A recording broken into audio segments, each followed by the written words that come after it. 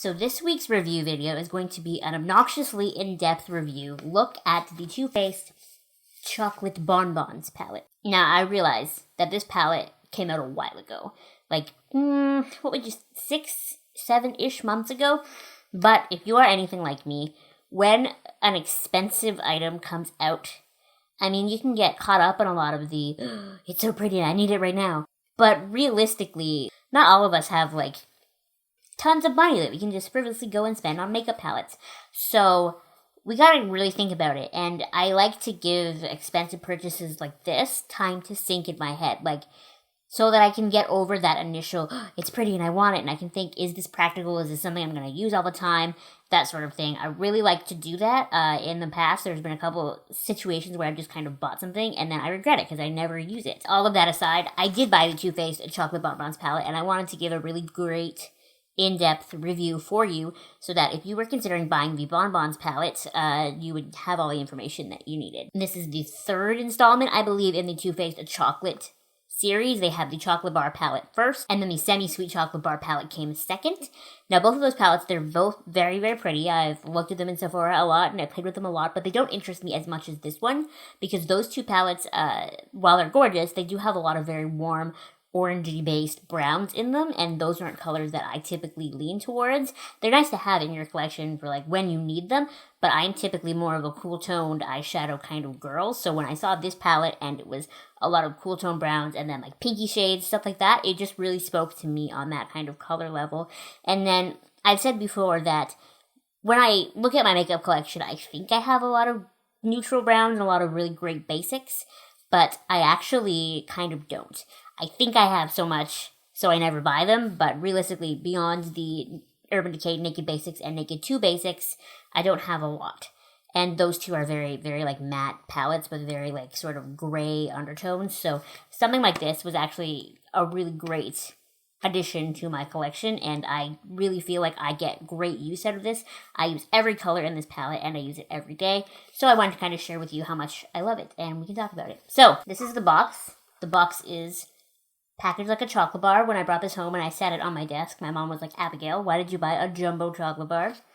And then on the back, it's got little swatches of the eyeshadows for you. And in the little blurb here, the blurb on the back of the box is the same as the blurb on the back of the actual palette. So I'll just read it to you now. It says, Chocolate Bonbons, discover a candy-coated confection of heart-shaped shadows infused with antioxidant-rich cocoa powder. Includes 16 matte and shimmer shades in delicious pops of color, sugary brights, and beautiful go-to neutrals in the best-selling one-swipe formula you know and heart. Includes our signature glamour guide with 3 looks to get you started. Hashtag chocolate bar palette. So when you open it up, they do have the little glamour guide inside, like they said, and on the front it just says Too Faced Chocolate Bonbons, How to Glamour Guide. On the inside it says, we've designed our palettes and signature glamour guide to take the guesswork out of getting gorgeous. These 3 looks will get you started, but don't stop there. Once you've mastered them, keep playing. It's fun to be a girl. Love is the answer, except when the answer is chocolate. XOXO, and then I can only imagine that that is Jared Blando's signature. He is the CCO of Too Faced, and he does a lot of these sort of on-camera stuff on their YouTube channel, so you see his face around a lot.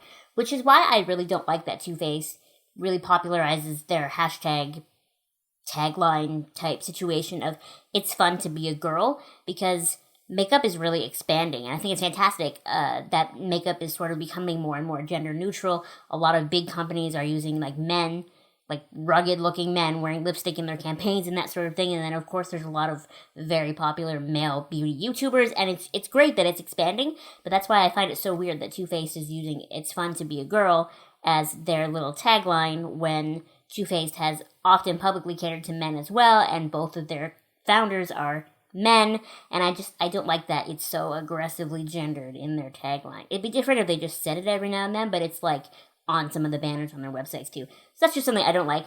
So the 3 looks that they have here in the Glamour Guide are Bronze Chocolate, Sugar Smoke, and Bonbon Babe. I will show you the looks right now very quickly, and then there's also little guides on the back of the little fold out here to show you how to get them. If you do want to see how to get these looks though, I did take high-res pictures of them for you. And if you look in the description box, I will link them to you so that you can just click on it and look at it, and then you can see how to get these looks. So even if you don't have this palette and you just have shades that are similar to ones in this palette, you can recreate whichever look you like. Personally, I really like the Bon Bon Babe look with the bright pink in the middle, but I like to use one of the lighter pink shades rather than the super hot pink, and that's actually a tutorial that I have coming up on my channel in just a little bit if you want to stick around for that. I love when I get to plug things accidentally. A little more background about the palette before we get into the box. So this palette, at the time of me making this video, you know, it could change, but it is sold out on the Too Faced website, but it is in stock on the Sephora website. Now, something that I found weird is that on the Too Faced website, this is a $66 Canadian palette, but on the Sephora website, it's only $59. I don't know why there is a price discrepancy there. I've noticed with like Urban Decay and other brands that the prices are the same, actually. I would never think that buying from Sephora would be cheaper than buying directly from the company. So I find that very strange that there is, I mean, realistically, you could look at it and be like, it's only $7, but I look at it and I'm like, that's $7. That can be a lot of money. So I find it weird that there is that discrepancy there. Take from that what you will. So this eyeshadow palette is made in the USA, but it is assembled in the Dominican Republic. It is cruelty-free, as is all of Too Faced's products, and this palette particularly is also gluten-free. This palette is not vegan, however. Too Faced does have a list. If you look at on their website, they have a list of all of their products that are vegan as well, and this product is not one of them. If that matters to you, look out. Also, not all the eyeshadows are created the same. Obviously, there's like different colors and stuff, but a lot of these eyeshadows, some of them have different ingredients in them per different eyeshadow. Does that make sense? There's like some ingredients in this one, and there's different ones in this one, and then there's different ones in that one. So if you have any kind of allergies to certain products and that sort of thing, you're definitely going to want to look at the back of the box or look it up online first just to make sure that you are okay no matter what with this palette. Looking at the palette, this is the box that it comes in when you buy it. Yes, I'm keeping the box forever and ever. And then you take the palette out, and it's got this nice tin packaging that's got like a magnetized closure. When you open it up and you take a look inside, there are 14 heart-shaped shadows, and those shadows each have 1 gram of product, or 0.03 ounces. And then the 2 bigger shades in here, the Satin Sheets and Divinity, those have 2.2 grams of product in there, or 0.7 ounces. I've always kind of assumed that they made these 2 shades bigger, because they're assuming that these are shades that people are going to use more often, especially this one at the bottom here, which is like a matte off-white. It's it's a very nice shade that I like to use on my like brow bone or in my inner corner or whatever. I do find myself reaching for this shade a lot, so I like that there is so much of it. This palette, it was, at first, when I first opened it, I was like, oh, everybody on the internet makes it sound like it reeks of chocolate, like you open it and it's like hits you in the face. I didn't find that when I first got it, but the more I use it and the more I stir up product in it, I definitely do find that it has a chocolate scent. Like when I just opened it there, it was like... But if you are worried about the weirdness of having chocolate smell on your eyeballs, I promise you it does not smell that much like chocolate. I have to be here smelling it like this in order to get the chocolate smell. I'm not getting the chocolate smell from it being on my eyeballs. When I look at the palette initially, the only shade that ever really strikes me as like a warm tone shade is this one here called Mocha.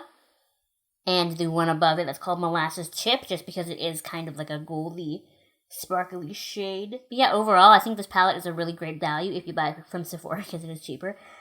I really do like this palette, and without further ado, I'm going to get into the swatches and tell you a little bit about each shade specifically, how it swatches, how it performs, what I use it for, that sort of thing. So, let's get into it. So the first shade we have in the palette is called Almond Truffle. It's this sort of gray-based pinky color. For me, I really like to use it in my transition because it's a really nice kind of cool-toned browny pink color, like I said. The next shade is one of the big ones. It's Satin Sheets. Satin Sheets is actually a shadow that I find doesn't really have a lot of, if any, back pigment. It's really just kind of gold shimmer, so it makes a really nice face highlight too if you want a gold shimmery face highlight. Sprinkles is the next shade in this palette. This is a very, very soft light pink with a lot of soft kind of gold reflect in it. So if you want Satin Sheets but with a sort of pink back pigment, that's the shade that you want. Next is Molasses Chip. And when I think of like a brown-based gold sparkle eyeshadow, this is exactly what you're gonna get here. It's definitely a very beautiful shade, and it is one of the few warm tone shades in this palette. The next shade is Malted, and this is like a dark brown shadow with the softest little bit of pink shimmer in it. It almost looked matte the very first time I got this palette, and then I started playing with that shade and I was like, oh wait, there's some pink sparkles in there. And that is the whole top row done. Next we're moving into the second row, and this first shade, Cashew Chew, is probably my favorite shade in the whole palette because it is almost exactly the same as my skin tone. It is this very, very light, soft, matte, light pinky kind of shade. See, you can hardly even see the swatch because it is almost the exact same shade as my skin tone. Next shade is Cotton Candy, and Cotton Candy looks very vibrant pink in the pan, but it really isn't. It's just like a lighter, soft pink with a little bit of sparkle in it. It's a very nice shade to just like pop on the center of your lid. But the next shade, Cafe au Lait, is my favorite shade to put all over my eyelid. It's got a kind of like a brown back pigment and a lot of silver sparkle on top without being too loud and too in your face. It's like a nice, subtle, everyday kind of sparkle in my opinion. The next shade is Bordeaux, and Bordeaux is a brown with a little bit of red. Not a whole lot of red, just enough to give it a little bit of a unique twist to all the other shades in this palette. It's a very, very nice matte eyeshadow. The next shadow in this palette is also a matte, and this is Mocha. This is a sort of warm, mid to dark tone brown color. Those of you that like warm browns, you're definitely going to like the shade Mocha. And then the next shade is one of the unique ones in this palette. This is Black Currant. Black Currant is a very purpley shade, which actually isn't as pigmented as I thought it was going to be. If you've seen the swatch there, I kind of had a hard time building it up. But it's like sort of got a little bit of a reddy sparkle to it and a purpley sparkle to it and a little bit of a brownie sparkle to it. It's a very pretty color. Next up, in the last row, we have a Dark Truffle. Dark Truffle is a dark brown color with a little bit of like a dark brown sparkle to it. So it really is just dark brown, but it's not matte. Then the next we have Pecan Praline. Now Pecan Praline realistically is actually probably my most used color because when I think of the word taupe, the color taupe, this is this color to me. This is a very like light brown with heavy gray undertones in it. It makes a very great crease color on my skin tone. It actually makes a really good contour shade on me actually too. Totally Fetch is the next shade in this palette, and this looks like a super bright pink in the pan, but I promise you it's not. It's not that bright. It's not as pigmented as you might think it is, and it's got a little bit of like a blue shift over it, which makes it really, really cool on your eyelids if you're willing to build it up a little bit to like a nice, unique shade. Next up, we have the shade Earl Grey, which is exactly what you would imagine Earl Grey to be. It's kind of like a dark gray with a heavy blue undertone in it. Definitely like its own unique shade, but that one is also sparkly as well. I wish it was matte, to be honest. But if you are looking for a matte shade in this palette, the very last one, this big one, is Divinity, and it is a matte off-white color. Kind of like that bone shade that I think every eyeshadow palette should have.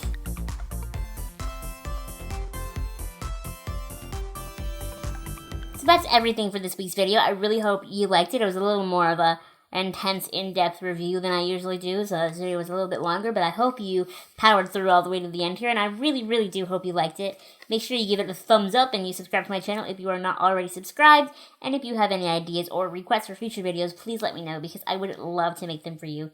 Thank you again so much for watching, and I will see you next time. Bye!